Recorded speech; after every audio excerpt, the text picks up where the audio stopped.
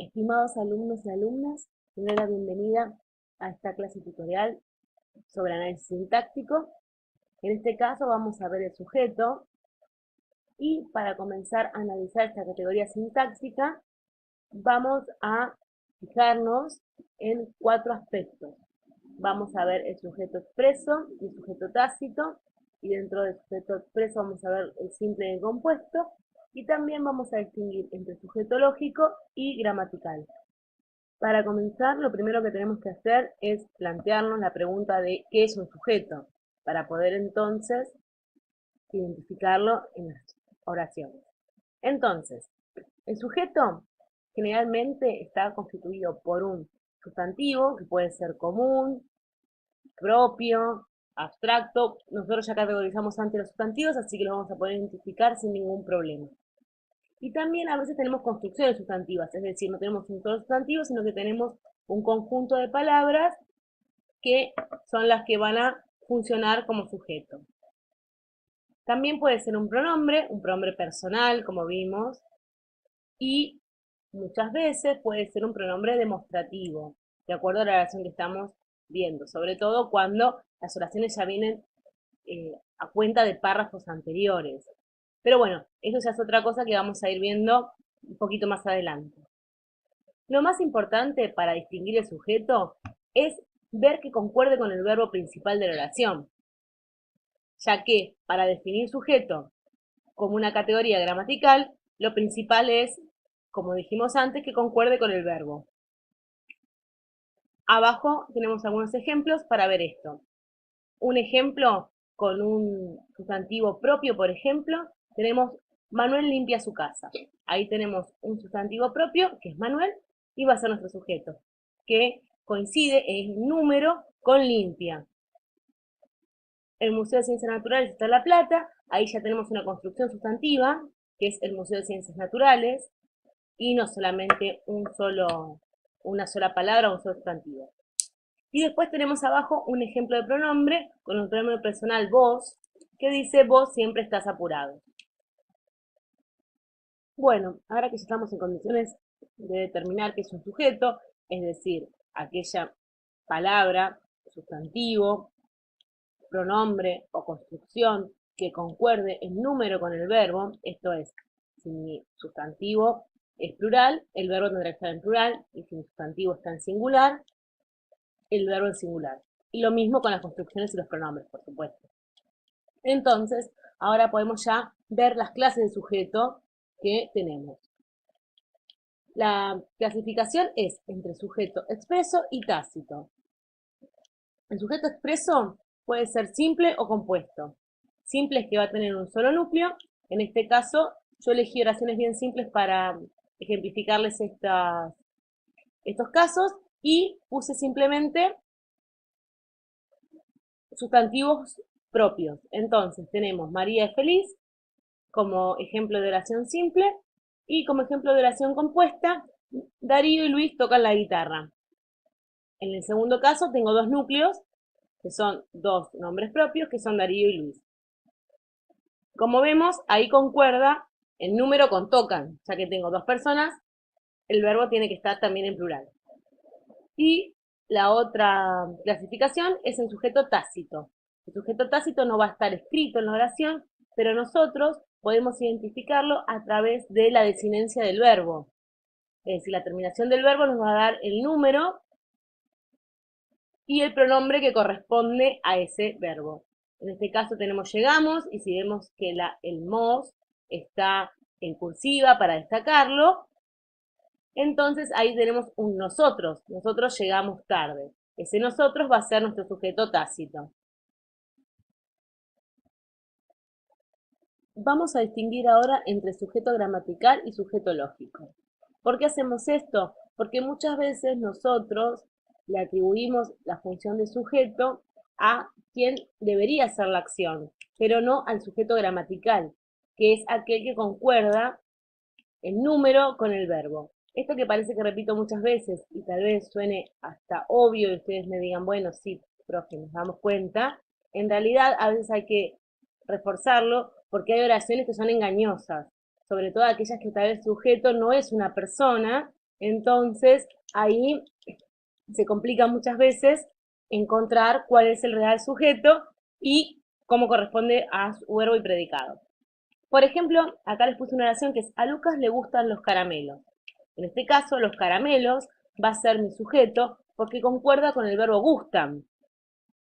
Si bien nuestro sujeto lógico, digamos, el que hace la acción es Lucas, porque los caramelos acá no hacen nada, sino que son el alimento que degusta Lucas justamente, en este caso son mi sujeto gramatical, porque concuerdan con gustan. Por ejemplo, si en vez de tener esta oración tuviésemos una oración que fuera, no sé, a Lucas le gusta el caramelo que tiene Ana, entonces ahí tenemos otra vez el caramelo, el que le gusta. Vemos cómo al cambiar el verbo, ¿cuál es el sujeto que me cambia? Lucas siempre se mantiene igual. Encima Lucas es singular y gustan es plural. Entonces lo más lógico es que caramelos sea mi sujeto. Por lo tanto, como vemos, el sujeto gramatical muchas veces no es el sujeto lógico. Lo mismo sucede con las oraciones pasivas, que las vamos a ver más adelante, o sea, en voz pasiva.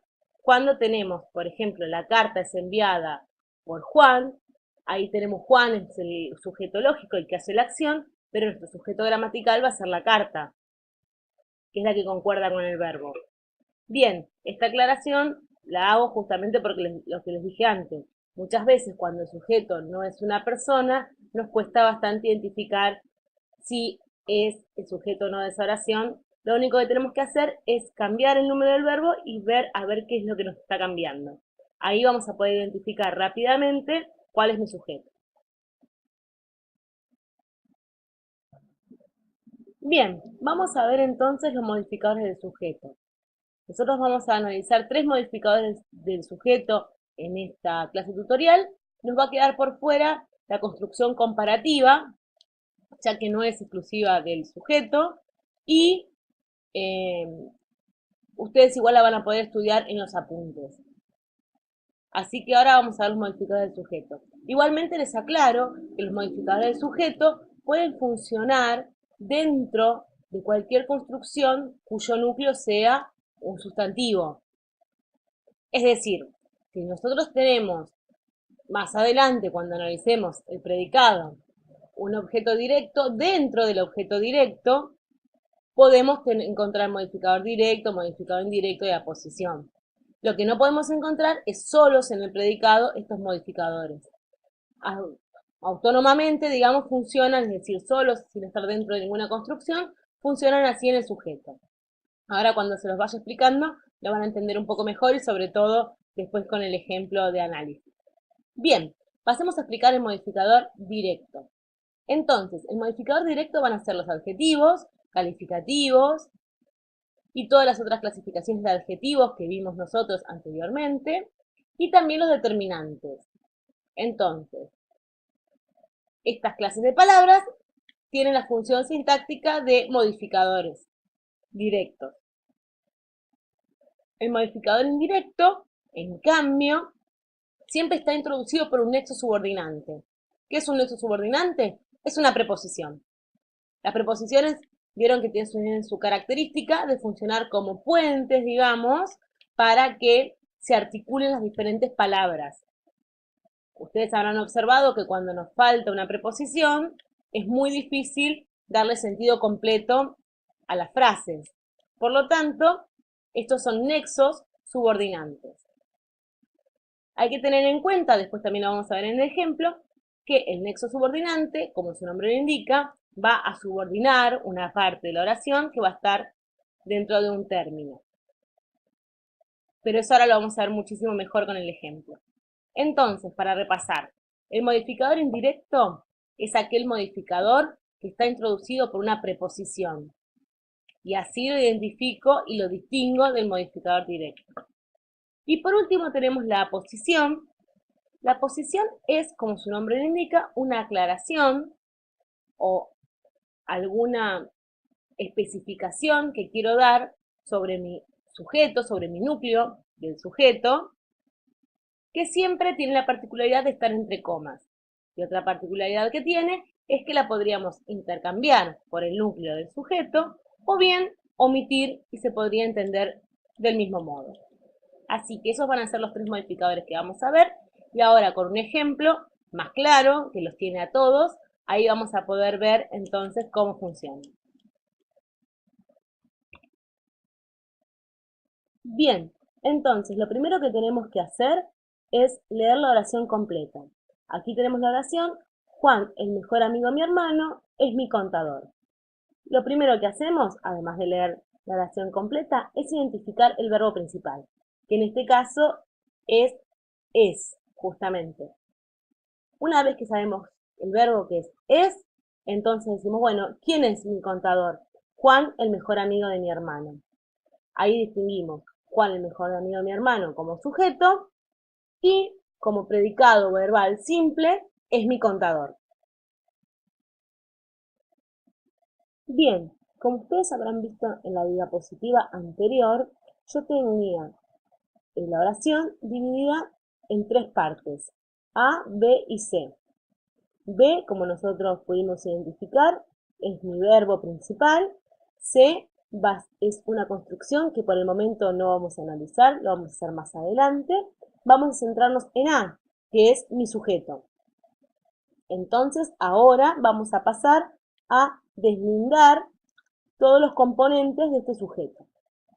Lo primero que hacemos es identificar el núcleo del sujeto, que en este caso es Juan, que es un sustantivo propio. Luego, entre comas, tengo el mejor amigo de mi hermano y esa va a ser mi aposición. Dentro de la aposición también voy a tener otros elementos que vamos a comenzar a analizar. En principio tengo el, que es un artículo y por lo tanto es un MD, mejor, que es un adjetivo calificativo y también va a ser un MD, y el núcleo de mi aposición, que es amigo. Es importante siempre identificar los núcleos de las construcciones. En la gran mayoría de los casos, el núcleo de las construcciones son sustantivos.